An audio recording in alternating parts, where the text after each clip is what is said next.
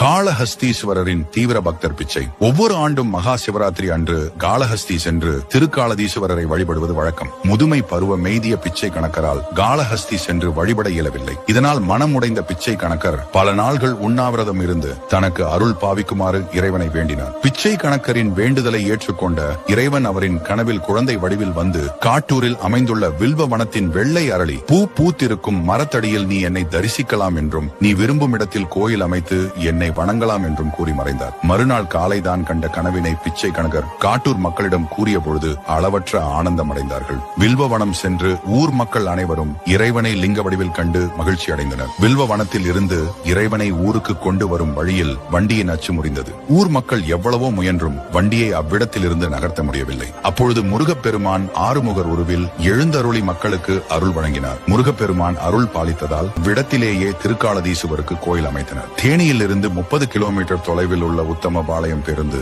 நிலையத்துக்கு அருகில் அமைந்துள்ளது கோயில்.